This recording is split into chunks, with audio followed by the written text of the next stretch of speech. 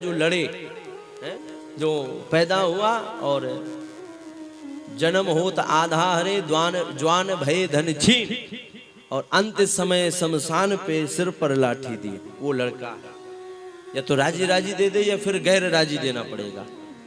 जो बाप की संपत्ति को लेने के लिए तो बैठा है पर बाप की सेवा नहीं करना चाहता।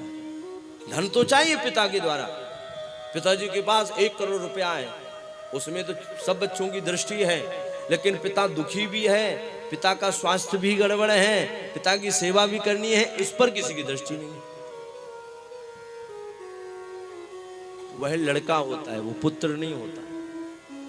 पुत्र वो होता है जो संतान, जो पिता की सेवा करता है। और जिस भागवत जी के 9वें स्कंद में लिखा हुआ है कि जो व्यक्ति अपने, वैसे तो पिता पुत्र को पिता की आत्मा कहा गया है।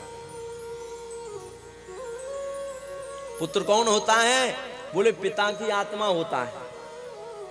आत्मा वही जायते पुत्र। लेकिन जो माता पिता की संतान सेवा नहीं करती उसको आत्मा नहीं कहा गया, उसको भिष्टा के समान कहा गया। वो माता पिता के मलमूत्र के समान होता है। जो संतान या जो बेटा या जो बच्चा अपने माता पिता की सेवा नहीं करता, तो गंगा जी में जाकर के व्यक्ति को मुक्ति की प्राप्ति हो जाती है। इसलिए मुक्ति पाना कोई बड़ी बात नहीं है। लेकिन राजा परीक्षित को मुक्ति की कामना नहीं है, परीक्षित जी को कामना है मोक्ष की, परीक्षित को कामना है संसार की। इस संसार का मंगल कैसे हो, इसलिए परीक्षित ने जो प्रश्न किए हैं ना, वो प्रश्न ही समाज के कल्याण के लिए किए। जीवन में ऐसी बातें महाराज पूछिए, जीवन में ऐसा कर्म करिए जिसमें परोपकार हो। शास्त्र कहता है परिहित सरिस धर्म नहीं भाई, पर पीड़ा सम नहीं अदमाई। परिहित से बढ़िया कोई धर्म नहीं और दूसरे को दुख देने से बढ़िया दुनिया में कोई पाप नहीं है। ये ध्यान रखना, 2 चीजें जीवन में ध्यान रखना। दूसरे का हित करना ये सबसे बड़ा धर्म है और दूसरे को कष्ट देना है सबसे बड़ा पाप है। इसलिए कोशिश करो कि हमारे द्वारा कभी किसी को कष्ट ना हो। अष्टादश पुराणेषु व्यासस्य वचनद्वयम् परोपकाराय पुण्याय पापाय परपीडने। 18 पुराण, 6 शास्त्र, 4 वेद इसी बात को कह रहे हैं। परोपकाराय पुण्याय, परोपकार से बड़ा दुनिया में कोई पुण्य नहीं। और पापाय परपीडनम, दूसरे को पीड़ा देने से बड़ा दुनिया में कोई पाप नहीं। इसलिए राजा परीक्षित ने जो पूछा, जो प्रश्न किया, वो बड़ा श्रेष्ठ प्रश्न किया। इसलिए सुखदेव जी महाराज सबसे पहले राजा की प्रशंसा करते हैं। बरियाने स्ते प्रश्न क्रतो लोक हितम नृपा आत्मवित सम्मता पुंसा श्रोतव्यादिशुया परः। हे राजन, बरियान ने प्रश्न ते प्रश्न, बरियान आपका जो प्रश्न है बड़ा उत्तम है, बड़ा श्रेष्ठ है। जो आप पूछ रहे हो बड़ा उत्तम पूछ रहे हो। वाणी जीवन में ऐसी ही होनी चाहिए। ऐसी वाणी बोलिए जो मन का आपा खोए, आपो को शीतल करे दूजो शीतल होए। वाणी हमेशा मीठी होनी चाहिए, कड़वी नहीं होनी चाहिए। सत्य भी हो अगर कड़वा, देखो जलेबी खूब बढ़िया बनी हो, रसगुल्ला खूब बढ़िया बना हो, खोए का हो, और अगर उसको चाशनी में न डुबोया जाए तो रसगुल्ले में स्वाद नहीं आ सकता। वैसे शब्द आपके कितने बढ़िया हैं, और अगर वो मीठे नहीं हैं, वो अगर प्रेम की चाशनी में डुबो करके नहीं निकले हैं, तो महाराज उसमें रस नहीं मिल सकता है, आनंद नहीं आ सकता है। इसलिए कोशिश करो कि हमारे जो शब्द निकले वो प्रेम की चाशनी में डुबो करके निकाले जाएं। कड़वे शब्द जीवन में कभी किसी को मत बोलो, कड़वा शब्द किसी को गाली गलौज कभी जीवन में मत करो, ये कोशिश करनी चाहिए।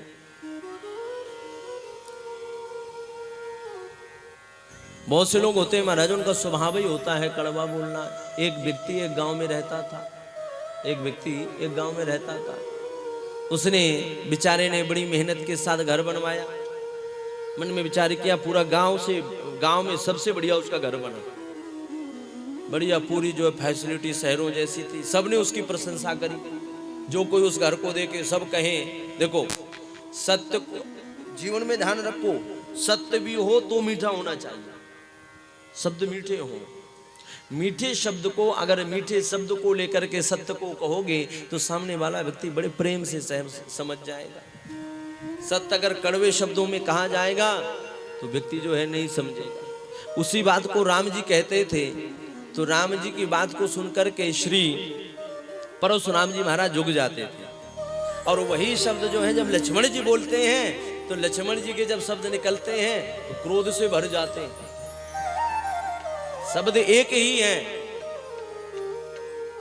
लेकिन शब्द में अंतर सिर्फ उतना होता है, लक्ष्मण जी कड़वाहट से कड़वे शब्द कहते हैं, राम जी विनम्र युक्त होकर के शब्दों को कहते हैं। छुवत टूट रघुपति ही न दोषु, मुनि के हेत करिय तुम रोषु। लक्ष्मण जी कहते हैं अरे छूने से पुराना धनुष था, टूट गया, अब आप जो है बिना कारण के क्रोध कर रहे हो, रोष कर रहे हो। और भगवान कहते हैं मैं के हेत करूं अवमाना। हे नाथ मैंने तो तोड़ा नहीं, पुराना धनुष था टूट गया, अब मैं अपमान करूं तो क्यों करूं। शब्द वही है लेकिन शब्द बोलने का ढंग अलग अलग है। इसलिए शब्द हमेशा जीवन में मीठे होने चाहिए, सच्चाई हो पर मीठी हो। तो वो व्यक्ति जो है उसने जब घर बनवाया तो पूरे गांव को दिखाया, पर एक गांव का व्यक्ति जो था, जो मुखिया था गांव का, जो प्रधान था, वो बड़ा कड़वा बोलता था। किसी के घर में भी जाए लेकिन उसके मन में एक होता है ना कि पूरा गांव देखने आया पर प्रधान जी देखने नहीं आया, सब कोई आया पर वो नहीं आया। अच्छा गांव के लोग जानते भी थे कि वो कड़वा बोलता है, सबने कहा भी भैया सबको बुलाना पर उनको नहीं बुलाना। अच्छा बोले हाँ उनको नहीं बुलाना, बड़ी समस्या। लेकिन उसने वो माना नहीं और उसने बुलाया। अब उसने जब बुलाया तो प्रधान जी ने बड़ी प्रशंसा करी, मुखिया जो था गांव का मुखिया ने बड़ी प्रशंसा करी पूरी मकान की। और लेकिन कहा बोले भैया देखो पूरे उसने बेचारे ने इंजीनियरों से घर पास करवाया था नक्शा, इंजीनियरों ने नक्शा पास किया, बड़े मेहनत के साथ घर बना। प्रधान जी जो मुखिया थे वो कहते हैं कि भैया और तो सब ठीक है पर एक कमी रह गई है बस। बोले कमी क्या रह गई है? देखो ज्यादा कुछ कमी नहीं, छोटी सी कमी है। बोले क्या कमी है? बोले तुमने और तो सब बढ़िया किया है पर मेन दरवाजा छोटा करवा दिया। बोले क्यों? अरे बोले कोई घर में मरेगा तो 4 लोग उसकी अर्थी को उठा करके एक साथ कैसे निकलेंगे? अब बताइए, अभी घर का गृह प्रवेश नहीं हुआ और वो मारने पहले आ गया। बोले अर्थी बाहर कैसे निकाली जाएगी? अरे यही शब्द किसी और शब्दों में कह सकता था, भैया कोई भारी सामान लाओगे तो अंदर कैसे प्रवेश करोगे? तो कुछ तरीका तो एक ठीक है, उसने कमी बताई अच्छी बात है, लेकिन तरीका जो था वो गलत था। किसी को मारने की जरूरत क्या है भाई? ये भी कह सकते हो कि कोई बेड लाते हो, कोई सोफा सेट लाते हो, घर में कोई भारी सामान लाते हो तो हमेशा घर का जो प्रथम गेट हो वो हमेशा बड़ा होना चाहिए, छोटा नहीं होना चाहिए, प्रवेश द्वार जो है। ये भी कह सकता था लेकिन बोला तो कड़वा बोला। इसलिए जीवन में बोलो सच्चाई हो पर मीठी होनी चाहिए, शब्द ऐसे हो जो सामने वाला प्रशंसा करे। इसलिए सुखदेव जी महाराज प्रशंसा कर रहे हैं। सुखदेव जी कहते हैं राजन जो आपने पूछा है बड़ा उत्तम प्रश्न किया है, बड़ा श्रेष्ठ प्रश्न किया है। सुनो, आपने पूछा हमेशा पुरुष को क्या करना है, मरने वाले को क्या करना है। पहले ध्यान देकर के सुनना, हमेशा पुरुष का क्या कर्तव्य है। वैसे व्यक्ति की आयु 100 वर्ष की है, 100 वर्ष में भी कोई गारंटी नहीं जाएगा कि नहीं जाएगा।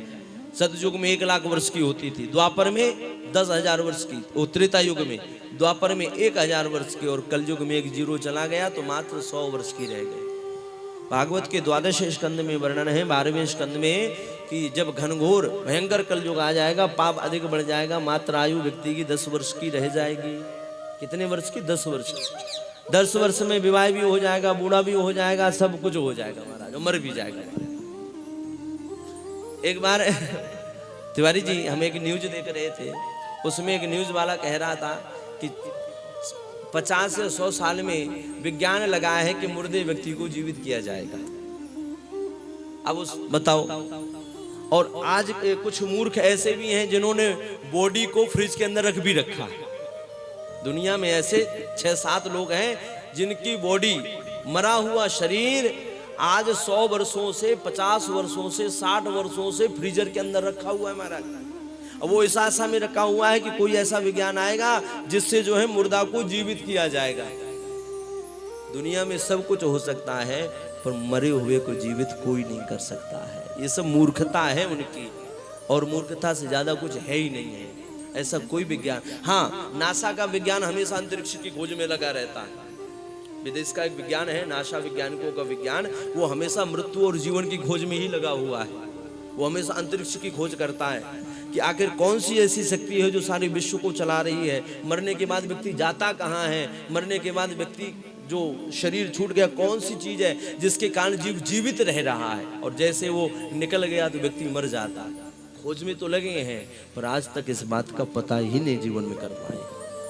लेकिन सच्चाई यही है, आया है सो जाएगा राजा रंग के फकीर, कोई सिंहासन चढ़ चला,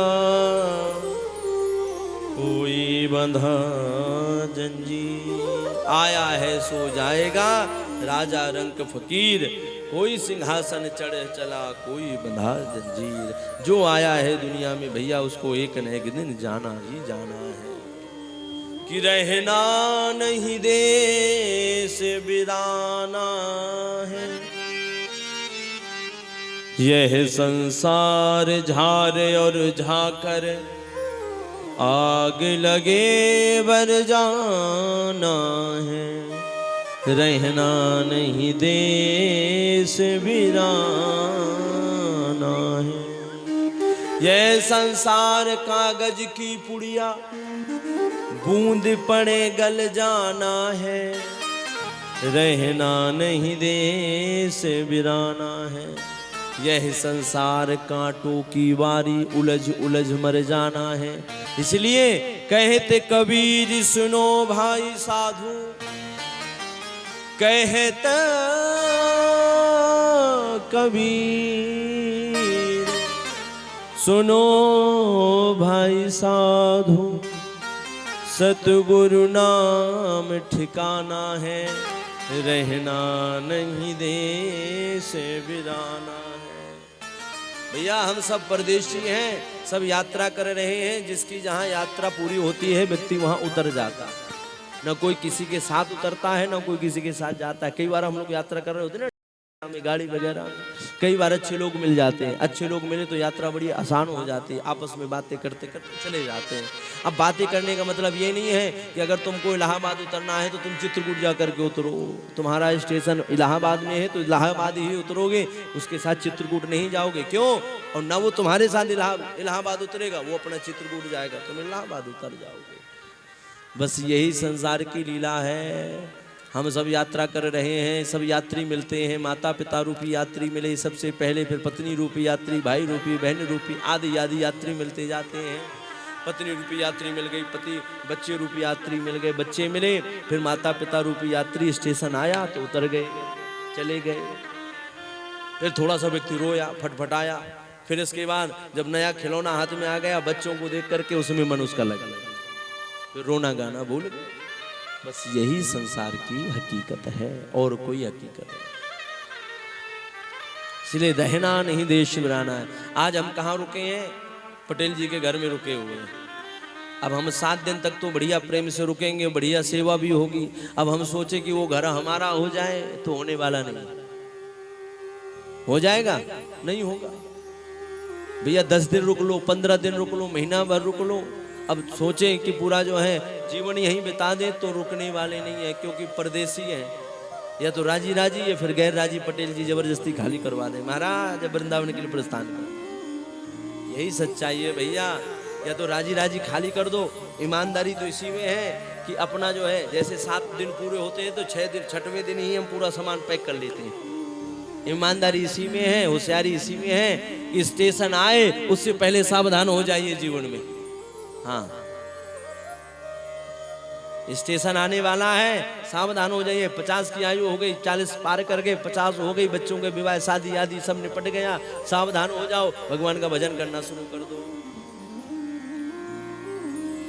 इलाहाबाद उतरना है तो पहले स्टेशन, इससे पहले जो स्टेशन हो पहले ही सावधान हो, नहीं तो टीटी आएगा या तो राजी राजी उतारेगा फिर गैर राजी उतार करके ले जाएगा।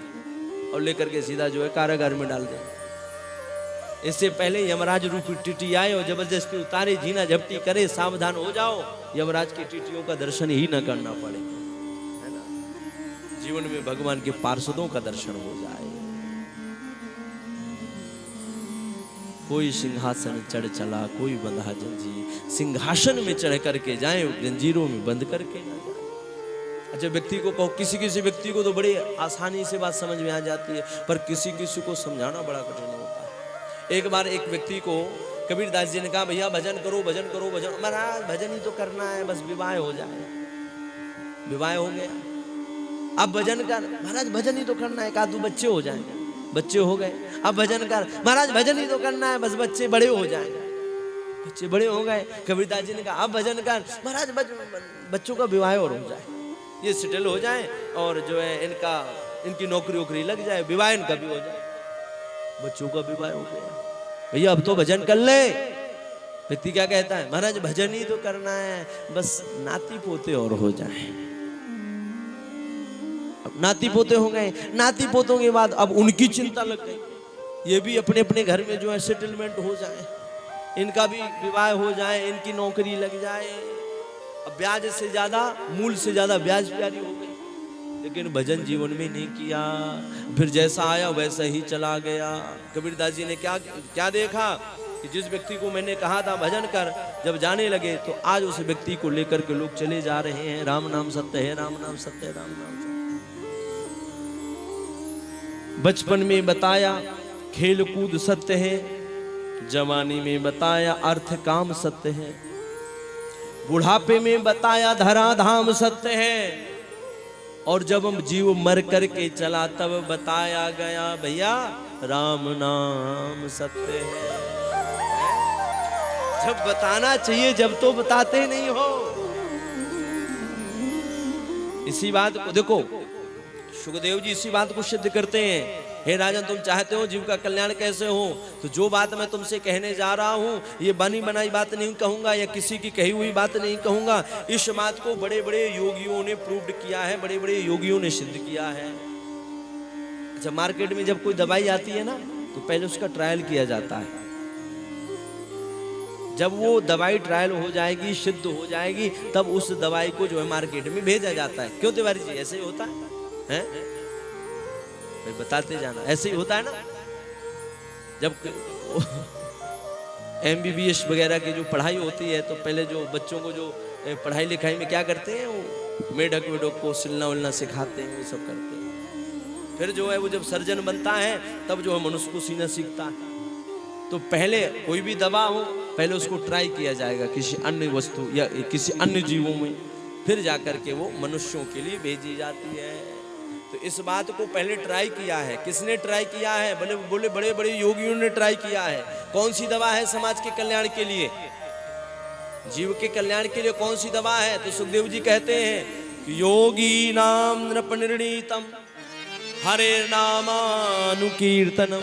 बस एक ही दवा है संसार के मंगल के लिए। वो कौन सी दवा है? बोले हरे नामानुकीर्तनम, भगवान के नाम का कीर्तन किया जाए, इससे बढ़िया दुनिया में कोई दवा नहीं है। अच्छा, इस बात को कौन सिद्ध कर रहा है?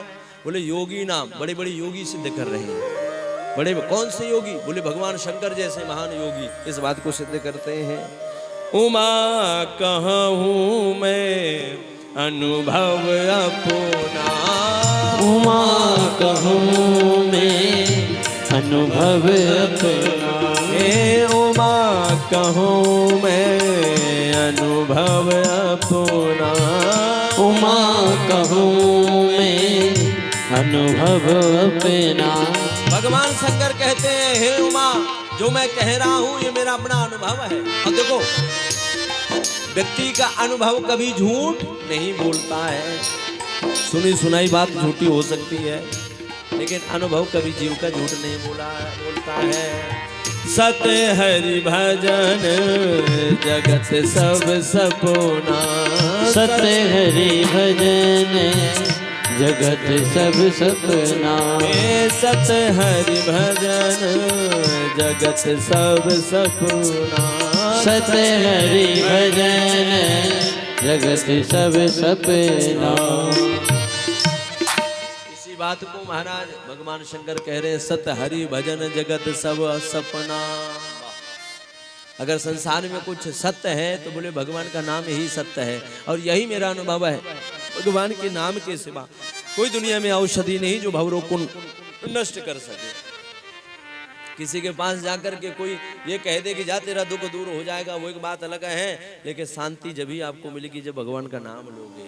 जीवन में ध्यान रखना, आपके दुख को कोई दूर नहीं कर सकता है, या किसी के कहने से भी दुख दूर नहीं होता है। आप किसी संत के पास जाओ, किसी के पास जाओ, हम ये नहीं कहते हैं कहने के लिए। दुनिया आजकल तो बाजार लोग ठेकेदार बने बैठे हैं दुख को दूर करने के लिए। आओ हमारे पास, हम दुख दूर करेंगे, आओ हमारे पास, हम दुख दूर करेंगे। पर हकीकत ये है कोई किसी का दुख दूर नहीं करता। भगवान का भजन करोगे, गुरु मंत्र का जाप करोगे, गुरु से जुड़ करके भगवान का भजन करते रहोगे, जो करते रहोगे भजन धीरे धीरे, भजन धीरे धीरे तो मिल जाएगा वो सजन धीरे धीरे।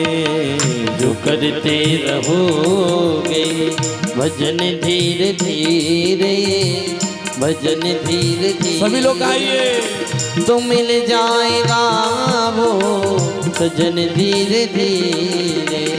जो करते रहोगे भजन धीरे धीरे, हाँ भजन धीरे धीरे तो मिल जाएगा वो सजन धीरे धीरे, तो मिल जाएगा वो सजन धीरे धीरे।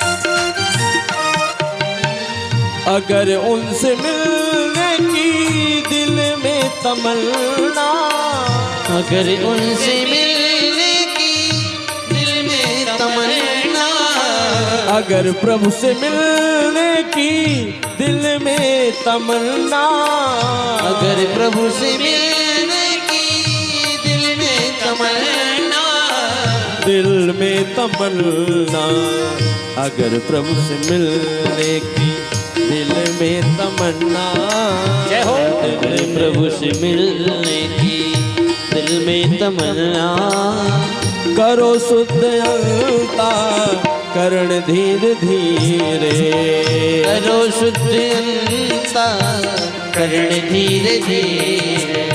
जो करते रहोगे भजन धीरे धीरे, हाँ भजन धीरे धीरे तो मिल जाएगा वो सजन धीरे धीरे, तो मिल जाएगा वो सजन धीरे धीरे।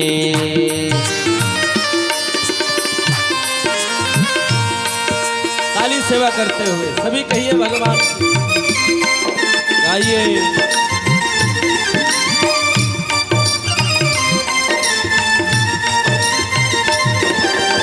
जय हो।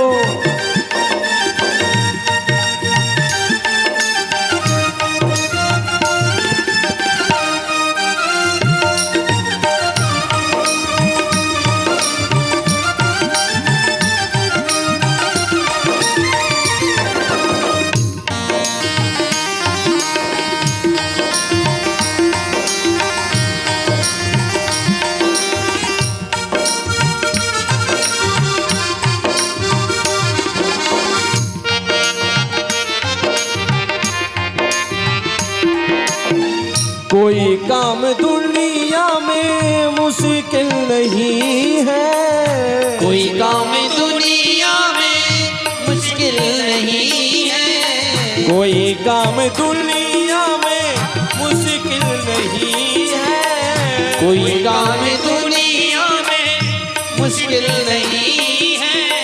कोई काम दुनिया में मुश्किल नहीं है, कोई काम दुनिया में मुश्किल नहीं है। जो करते रहोगे यत्न धीरे धीरे, जो करते रहोगे यत्न धीरे धीरे, जो करते रहोगे भजन धीरे धीरे, हाँ भजन धीरे धीरे, तो मिल जाएगा वो सजन धीरे धीरे, जो तो मिल जाएगा वो सजन धीरे धीरे।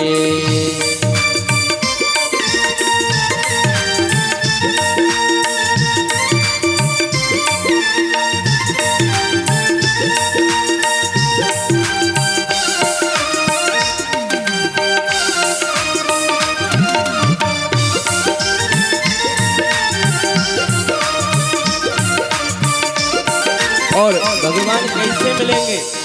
भगवान को पाना है तो क्या करना पड़ेगा? बोले प्रयास करते रहो और धीरे धीरे प्रयास में लगे रहोगे तो एक न एक दिन जरूर वो मिलेगा, जरूर कृपा करेगा। करो प्रेम से भक्ति सेवा प्रभु की, करो प्रेम से भक्ति सेवा प्रभु की, करो प्रेम से भक्ति सेवा प्रभु की, करो प्रेम से भक्ति सेवा हरि की, सेवा प्रभु की, करो प्रेम से भक्ति सेवा प्रभु की, ताली बजाते हुए सेवा से भक्ति पूजा हरि की, तो मिल जाएगा वो रतन धीरे धीरे, तो मिल जाएगा वो रतन धीरे धीरे। जो करते रहोगे भजन धीरे धीरे, हाँ भजन धीरे धीरे, जो करते रहोगे हाँ भजन धीरे धीरे, हाँ भजन धीरे धीरे, तो मिल जाएगा वो सजन धीरे धीरे, जो मिल जाएगा वो सजन धीरे धीरे, जो करते रहोगे हरि बोल। भजन धीरे धीरे, हाँ भजन धीरे धीरे, तो मिल जाएगा वो सजन धीरे धीरे, तो मिल जाएगा वो सजन धीरे धीरे, तो मिल जाएगा वो सजन धीरे धीरे, हाँ मिल जाएगा वो सजन धीरे धीरे, तो मिल जाएगा वो सजन धीरे धीरे।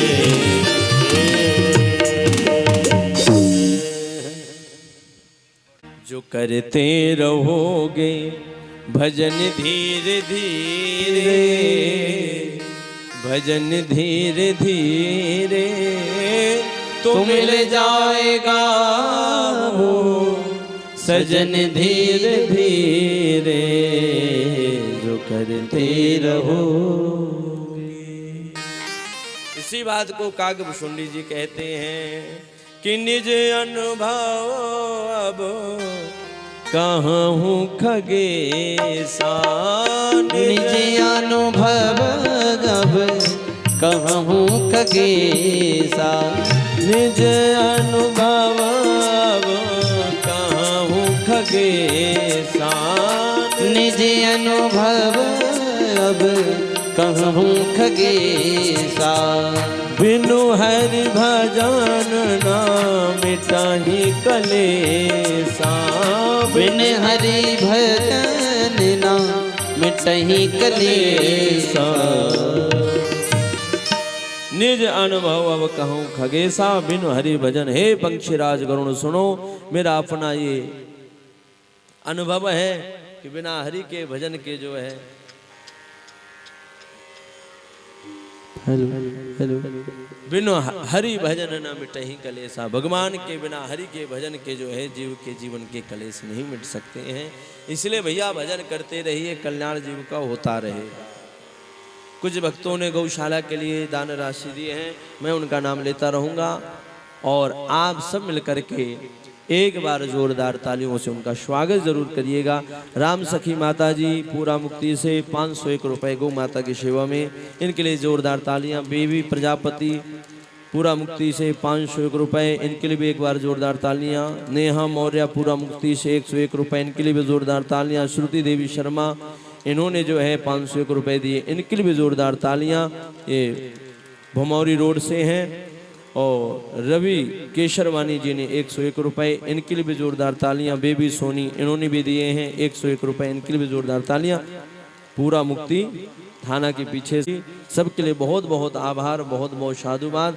और भगवान की कृपा बनी रहे, आपके भंडार भरे रहे। बिहारी जी की कृपा, भागवत भगवान की कृपा यूं ही बरसती रहे। इसी प्रकार से हर व्यक्ति जो है दान पुण्य में लगा रहे, सनातन धर्म का प्रचार चलता रहे, भक्ति आगे बढ़ती रहे। यही आप सबके लिए शुभकामनाएं हैं, मंगल कामना है। और अब आइए मिलकर के भागवत की आगे कथा में भक्ति भाव से प्रवेश करते हैं। अब सुखदेव जी महाराज से राजा परीक्षित ने प्रश्न पूछा, गुरुदेव ये बताइए धारणा किस प्रकार से की जाती है? भगवान का भजन करें तो पहले क्या करना चाहिए? कैसे कैसे करके भजन किया जा सकता है? भजन का सबसे पहले जो है किन चीज़ों की आवश्यकता है भजन करने में? तब महाराज राजा परीक्षित से सुखदेव जी महाराज वर्णन करते हैं कि हे राजन, सबसे पहले जीव को चाहिए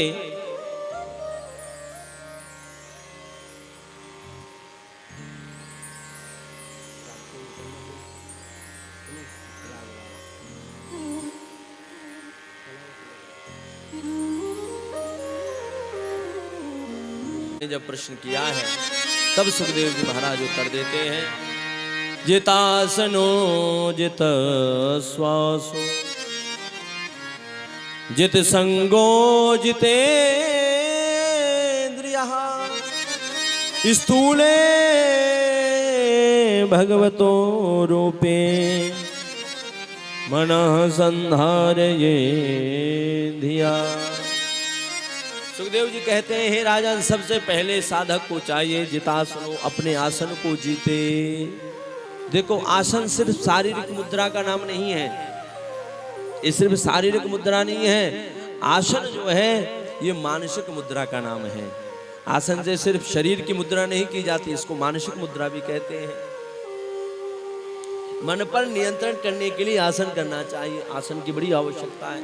तो सबसे पहले अपने आसन को जीते, आसन को जीत करके ही फिर भजन किया जा सकता है। आजकल महाराज 3 घंटे बड़ा बैठना मुश्किल हो जाता है। 3 घंटे में 10 आसन हम लोग बदलते हैं, कहीं ऐसे कहीं ऐसे, फिर कहीं जो ऐसे, फिर दोनों पैर फैला देते हैं। एक आसन में बैठना ही बड़ा कठिन काम है। 3 घंटे एक आसन में हम लोग नहीं बैठ सकते हैं, क्योंकि जब तक हम शरीर का, क्योंकि देखो शरीर किसने मिला है? शरीर माध्यम खलु धर्म साधनम। ये शरीर आपको धर्म के साधन के लिए मिला है। साधन करना है तो पहले शरीर के द्वारा श्रम करना पड़ेगा। श्रम से ही परमात्मा की प्राप्ति होगी, श्रम से ही साधन होगा। तो सबसे पहले जितासनो, आसन को जीते। इसके बाद जित श्वासो, श्वास पर नियंत्रण करे, अपने श्वास को जीते प्राणायाम आदि के द्वारा। फिर जत संगो, संग को जीते, जैसो करो संगो वैसो चढ़े रंग। कई बार ऐसा होता है, एक सज्जन ने हमसे प्रश्न किया, बोले महाराज कई बार भक्ति हमारे बड़े ऊंचे लेवल की हो जाती है। कई लोगों के मन में प्रश्न आते हैं, महाराज बड़ी ऊंचे लेवल की भक्ति होती है, बाद में जो है भक्ति कई बार जब हम भजन करने के लिए बैठते हैं तो नेत्रों से अश्रु बिंदु बहते हैं। अभी पिछली कथा में जो है हमसे एक सज्जन ने प्रश्न किया था, तो हमने उनसे कहा, बोले भैया इसका कारण सिर्फ एक ही है। बोले कई बार जो है जब भजन करते हो तो नेत्रों से अश्रु बिंदु निकलते हैं और फिर जो है कई बार चले जाते हैं, फिर कई बार कई दिन व्यतीत हो जाते हैं, वो स्थिति ही नहीं बनती है। हमने कहा इसका कारण है कि तुम्हारी संगत बिगड़ जाती है, क्योंकि जैसी संगत होगी प्रभाव वैसा ही पड़ता है। इसलिए संगत जीवन में अच्छी होनी चाहिए। अच्छा, आपने एक चीज देखी होगी, 4 बुरे लोग तो इकट्ठे हो जाते हैं पर 4 अच्छे लोग नहीं इकट्ठे होते। समाज की सबसे बड़ी विडंबना है। शराबी व्यक्ति होगा और जुआड़ी व्यक्ति होगा, गांजा पीने वाला व्यक्ति अगर ट्रेन में भी जा रहा होगा ना तो वो वहां भी अपना साथी ढूंढ ही लेगा महाराज। देखा है ना, ऐसे ही होता है। तो जिसकी जो संगत होती है उसको वो मिल ही जाती है। अपने बच्चों को कोशिश करो कि बुरी संगत में ना जाने पाए। अगर बुरी संगत में बच्चा जा रहा है, शराबी के पास बैठेगा तो पहले शुरू में तो सब लोग पिला देंगे, ले ले कोई बात नहीं, एक ढक्कन ले ले, एक ढक्कन में क्या होना है, तो तेरी जुकाम उकाम सब गायब हो जाए। एक व्यक्ति ने जो है एक व्यक्ति को जुकाम हो गई, उसने बहुत दिखाया, दिखाने के बाद क्या हुआ कि बेचारा अब जो है सबके पास गया, बाद में एक शराब वाले पीने वाले के पास चला गया। शराबी ने कहा एक ढक्कन पी ले, तेरी जुकाम उकाम सब गायब हो जाए। बोले अच्छा, बोले हाँ। उसने पीने के बाद भी उसकी गायब नहीं हुई। दूसरे दिन फिर गया, बोले आपने तो कहा था कि पीने से गायब हो जाएगी। तो अब उसने क्या किया पता है, उसने पास में बुलाया और जोर का चांटा पहले तो गाल में लगाया और कहता है मूर्ख, जिस शराब को पीने से मेरी 100 बीघा जमीन चौपट हो गई, चली गई, उसको पीने से छोटी सी तेरी जुकाम नहीं गई है?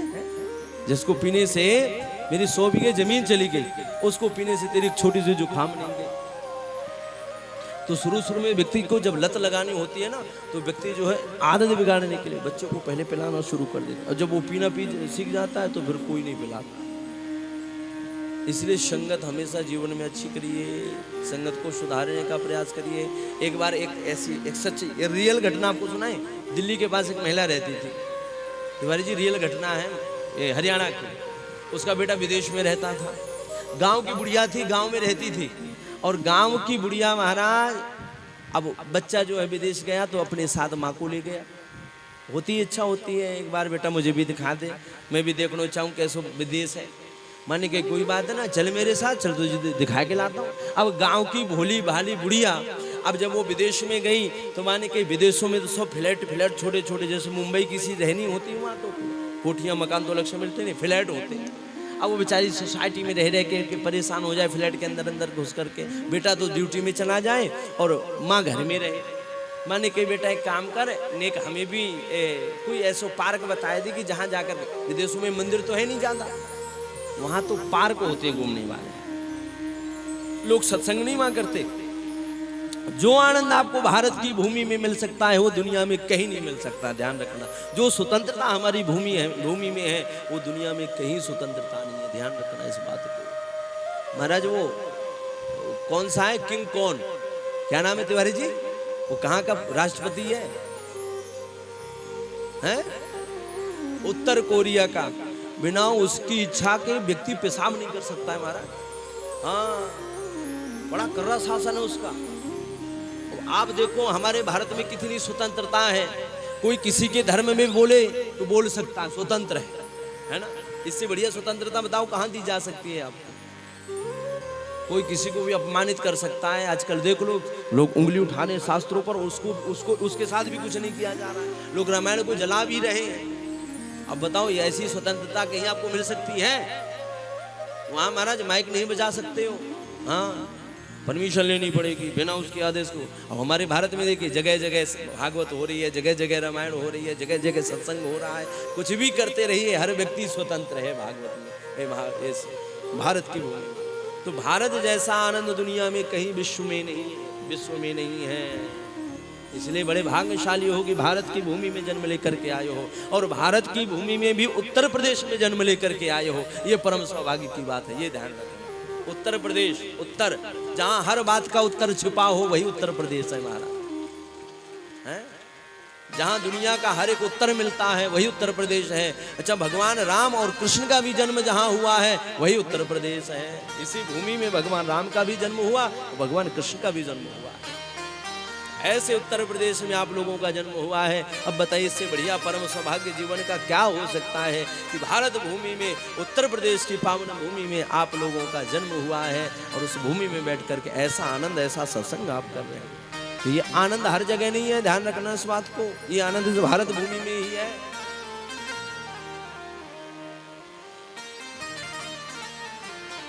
तो उस महिला को जब लेकर के गया तो बेटे ने क्या किया, एक पार्क दिखा दिया। अब देखिए संगत का प्रभाव कितना बुरा होता है।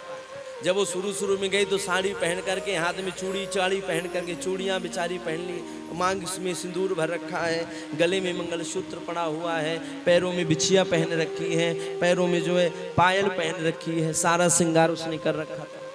अब संगत का प्रभाव देखिए, जब शुरू दिन गई वहाँ कुछ उसको महिला मिल गई, एक दिन गई कुछ बोली नहीं, दूसरे दिन महिलाओं ने वहाँ तो हाय हाय बाय बाय होता है, हाय हाय करी।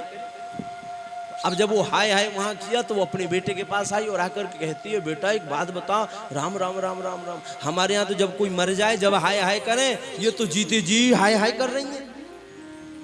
होली बाली गाँव, बेटा यूं तो बताइए हाय हाय क्यों चिल्ला रही है? माँ कोई ऐसा तो था नहीं कि कोई मरा हो। बेटे ने की, अरे मैया यहाँ हाय हाय सब कोई बोलता है, हाय हाय का मतलब होता है सम्मान करना, हाय हाय का मतलब किसी को अभिवादन करना, पुकारना। अच्छा बोले, अब आई समझ में। अब उसको लगा, अब दूसरे दिन जब गई वहां से महिलाओं ने हाय किया तो इसने भी बेचारी ने ऐसे हाथ उठा दिया, पर उनके हाथों में चूड़ियां नहीं, उनके हाथों में तो घड़ी थी। इसने मन में विचार किया, अब जब वो हाय हाय करती थी, अब दोनों हाथ उठा उठा करके उसको लगे ये चूड़ियां जो है खन खन करती हैं, तो धीरे धीरे उसने चूड़ियां उतार करके रख दी। संगत का प्रभाव। अब पहले दूर से हाय हाय होता था, अब पास में जाने लगी धीरे धीरे। अब जब पास में गई तो महाराज जैसी रहनी उनकी, वो सोडा ओड़ा पीती थी उसको भी पिलाना शुरू कर दिया। सोडा पीती है, मिला करके सोडा पीती थी, माताएं नहीं जानती, देशों में सब चलता है। दुनिया के उपद्रव महाराज, आज हमारी संस्कृति को अगर कोई नष्ट करने वाला है तो पश्चिमी सभ्यता ही हमारी संस्कृति को नष्ट कर। और बड़ी शर्म की बात है कि पश्चिम वाले हमारी सभ्यता को अपना रहे हैं और हम उनकी सभ्यता को स्वीकार कर रहे हैं। ये जो छोटे छोटे कपड़े हैं, अंग प्रदर्शन करने वाले वस्त्र हैं, ये सब पश्चिमी सभ्यता के प्रतीक हैं। आज उनको हम स्वीकार कर रहे हैं और हमारी जो सभ्यता है उसको कौन स्वीकार करना है? पश्चिम वाले स्वीकार कर रहे हैं। हमारे वृंदावन में जाइए महाराज, अंग्रेज ने मीराबाई बनकर के डोल रहे हैं, क्या बढ़िया जो है सुंदर सूट बूट पहन करके और क्या बोलते हैं बढ़िया साड़ी पहन करके डोल रही है। और हमारे भारत में देखिए जीन्स का पैंट टॉप पहन करके डोल रहे हैं। बड़े बड़े घरों की महाराज, पंजाब वगैरह चले जाओ फिर देखो जाकर के क्या स्थिति है। मुंबई वगैरह जाओ, तिवारी जी पता ही नहीं चलता है कि ये बुढ़िया है कि कौन है। हाँ, और कई जगह तो यही नहीं पता चलता कि भाई साहब की बहन जी जा रही है, पीछे से पता ही नहीं चलता। जब आगे तो पता चलता, अरे ये तो भैया बहन जी थी, हम तो इनको भाई साहब समझ रहे थे। हाँ, और बड़ी विडंबना होती है अगर किसी को माता जी कह दो तो अरे तो फिर तो महाराज वो आग हो जाएगी। और कहीं भाभी जी कह दो तो फिर जितना बटुआ लेके आइए सब रो चढ़ाई देगी आएगी भागवत जी। और माता जी कह दिया तो फिर तो वो जो चढ़ाने भी आई होगी ना, अगर उसको 100-500 रुपए देने भी होंगे तो भी वो वापस लौट जाएगी। वो पता कहती है, मैं तुम्हें आंटी दिख रही हूँ, बड़ी विडंबना है, आज तक उनको कह भी नहीं सकते हो महाराज। तो पश्चिमी सभ्यता जो है हमारी संस्कृति को नष्ट करना चाहती है। आज घर घर में जो पश्चिमी सभ्यता का जो बर्ताव चल रहा है उनका उद्देश्य ही यही है। देखो आपने सब कुछ खो दिया, लेकिन जीवन में ध्यान रखो अपने परिवार को जीवन में नहीं खोना। पश्चिमी सभ्यता वाले लगे हैं कि भारत के लोग अपने परिवार को भी छोड़ दें। आजकल ये जो नाटक होते हैं ना, इसमें सिर्फ कलह क्लेश के सिवा दिखाया ही क्या जाता है बताइए आप? कुछ दिखाते हैं? पहले की पिक्चरें भी अगर आती थी तो उसमें एक सामाजिकता हुआ करती थी। पुरानी फिल्में आप देखिए पूरा परिवार बैठ करके देख सकता है, और आज की फिल्म आप बैठ करके देखिए पूरा परिवार बैठ करके नहीं देख सकता। शर्म के मारे महाराज पानी पानी हो जाओगे। सिर्फ हमारे परिवार को नष्ट करने का, सिर्फ हमारी सभ्यता को नष्ट करने के लिए इन्होंने षड्यंत्र रच रखा है कि भारत की सभ्यता को कैसे भी करके नष्ट किया जाए। इसलिए भैया ध्यान रखना, अपनी सभ्यता हमारी नष्ट होने ना पाए, अपनी सभ्यता को हमेशा पकड़ करके चले। संगत का प्रभाव देखिए, वो महिला जो साड़ी पहनती थी, समय आया वो भी सूट बूट पहनने लगी महाराज, छोटे छोटे कपड़े, जीन्स पहनने लगी, टॉप पहनने लगी, सब जो है भूल गई। बेटे ने देखा कि जो पहले सत्संग में जाती थी वो डिस्को में जाने लगी। अब बताइए, संगत का प्रभाव है। सत्संग से कहां ले गया? बोले डिस्को की तरफ ले गया। सत्संगात भवति ही साधुता खलानाम, सत्संग की ये महिमा है। अगर सत्संग में खल भी संत बन जाएगा और कुसंगत में जाओगे तो संत भी जो थोड़ा मोड़ा होगा ना वो भी खल बन जाएगा हमारा। इसलिए जीवन में संगत अच्छी करो। बाद में माँ कहे मैं यहीं रुकूंगी, बेटा कहे मैं तुझे भारत लेकर के जाऊंगा। ये विडंबना हुई कि अब देखा कि अब माँ की तो पूरी तरह से जो स्थिति गड़बड़ है, बेटा बेचारा जबरदस्ती माँ को इंडिया में लेकर के आए।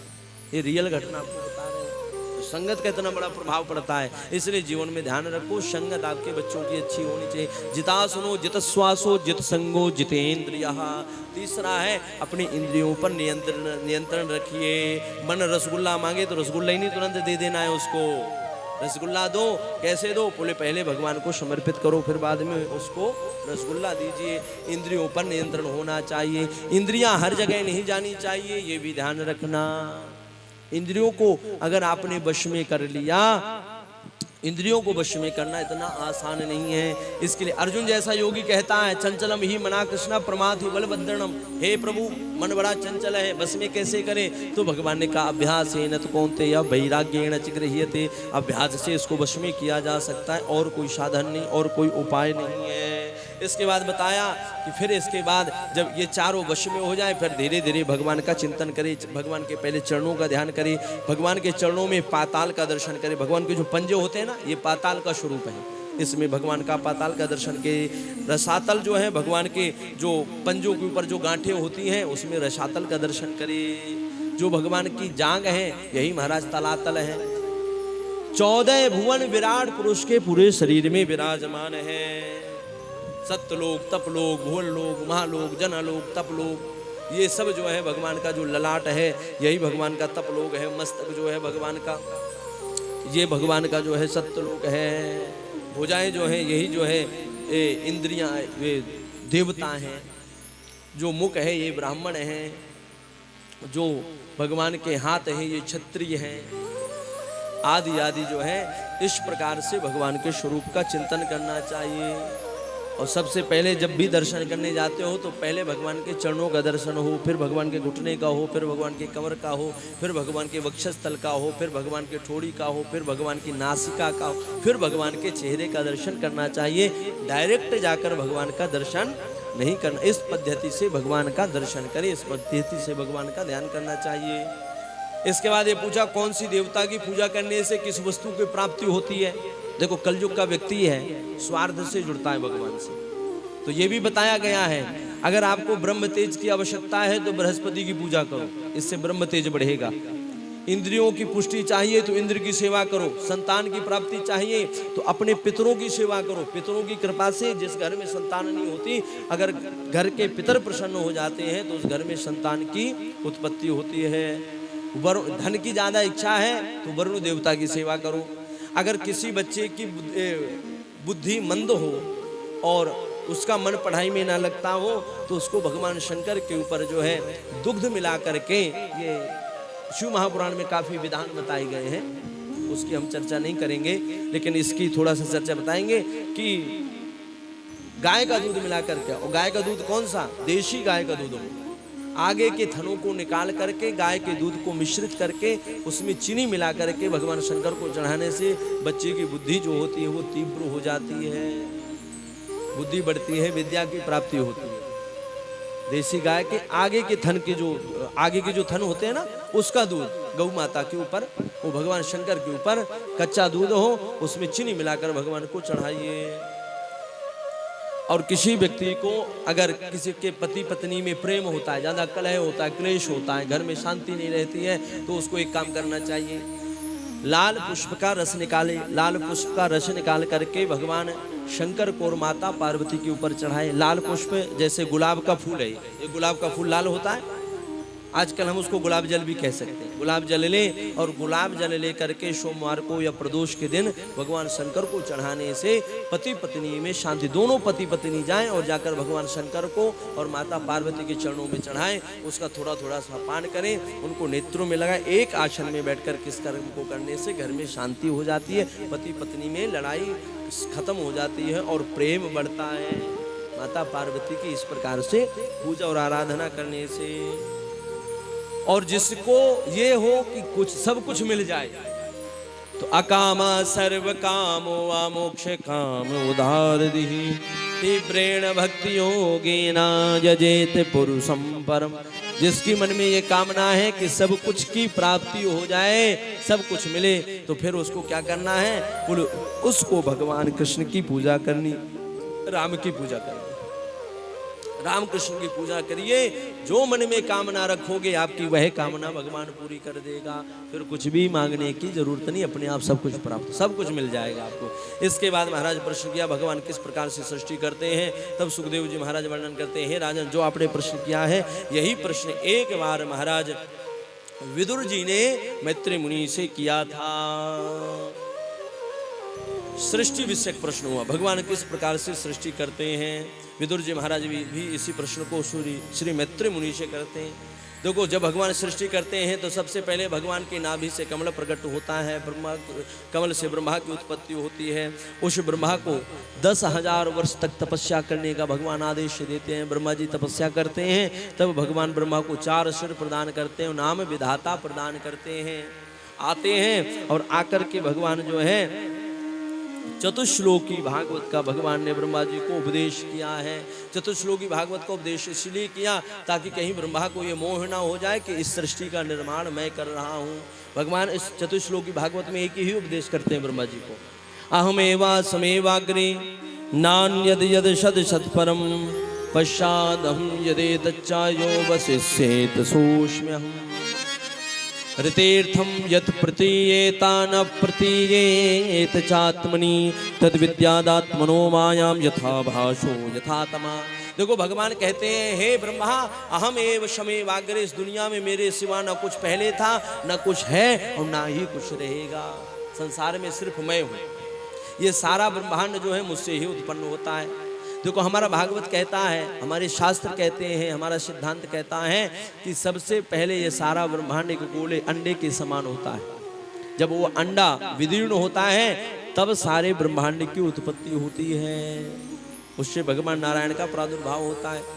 इसी को आज का विज्ञान भी कहता है, जैसे बिग बैंग थ्योरी के नाम से जाना जाता है। बिग बैंग थ्योरी एक सिद्धांत है विज्ञान में, तो उस सिद्धांत के द्वारा ये वैज्ञानिक कहते हैं कि आज से 1200 अरब वर्ष पूर्व इस सृष्टि का प्रादुर्भाव हुआ।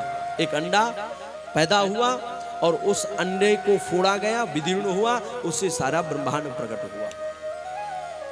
ये आज का विज्ञान भी कहता है और हमारा भागवत भी कहता है, हमारे शास्त्र भी कहते हैं। आज से अरबों वर्ष पूर्व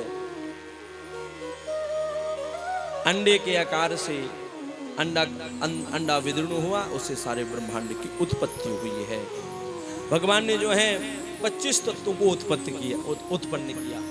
5 ज्ञानेंद्रिय, 5 कर्मेंद्रिय, 5 महाभूत और 5 तन मात्राएं और मन बुद्धि चित्त और अहंकार और स्वयं ईश्वर। जब ये 25 तत्व एकत्र हुए, एक हुए, इनको भगवान ने जो है कंबाइन किया, इनको जोड़ा। इनको जोड़ने के बाद फिर सारे सृष्टि को भगवान ने प्रकट किया है। ब्रह्मा को प्रकट किया, उपदेश किया, अहम एव शमेवाग्रे ना अन्यत, मेरे सिवा कुछ है ही नहीं है। जो भी दिख रहा है यहाँ से लेकर जो भी है, भगवान कहते हैं सब मैं हूँ और सबके अंदर मैं हूँ।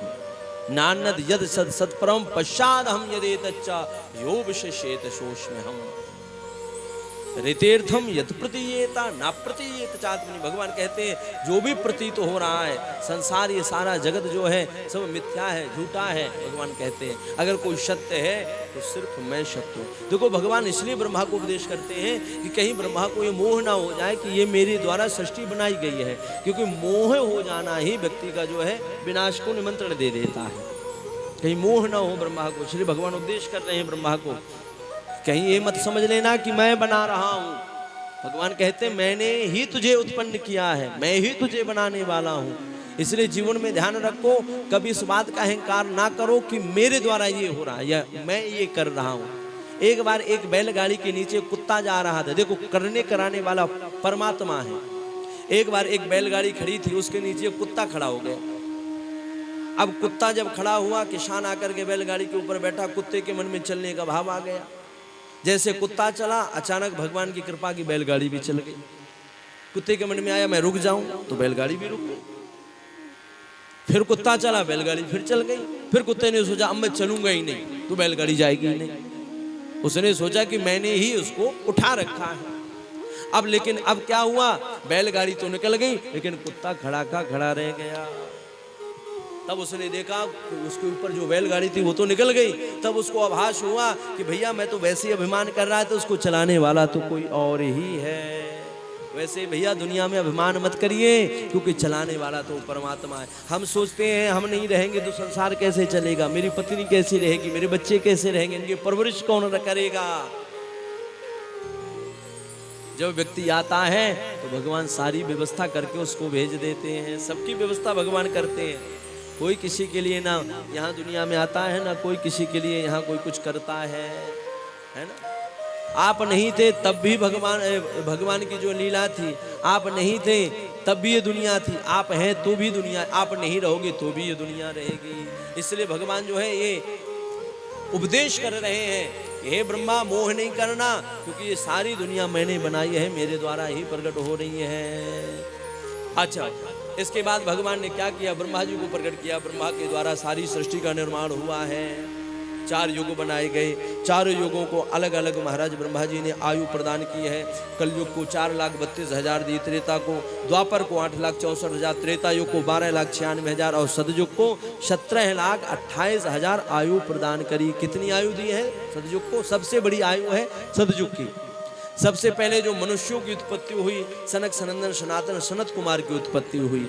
4 बच्चे प्रकट हुए और 4 बच्चों को प्रकट होने के बाद ब्रह्मा जी ने आदेश दिया। देखो ये कथा हम आपको थोड़ा सूक्ष्म रूप से जल्दी जल्दी सुनाएंगे कि सृष्टि किस प्रकार से भगवान ने प्रकट करी है। कथाएं सब आएंगी, लेकिन किसी कथा का विस्तार होगा और किसी कथा को जो है सूक्ष्म रूप से ही श्रवण करवाया जाएगा। तो भगवान ने क्या किया, सबसे पहले पृथ्वी में कौन प्रकट हुआ? सनकादिक प्रकट हुए। आदेश दिया इन्होंने सृष्टि करने को, ब्रह्मा जी ने, इन्होंने अस्वीकार कर दिया, इन्होंने सृष्टि नहीं करी। तब ब्रह्मा जी को क्रोध आया और ब्रह्मा जी के क्रोध से उनके जो भक्तियां होती है, इसके मध्य से एक बालक प्रकट हुआ जिसका नाम हुआ रुद्र। रोने लगा, नाम रुद्र रखा गया। 11 रुद्राणियां प्रकट हुई और जब 11 रुद्राणियां आई तब भूत प्रेतों की सृष्टि होने लगी। ब्रह्मा जी ने मना कर दिया। जब ब्रह्मा जी महाराज ने मना किया, भूत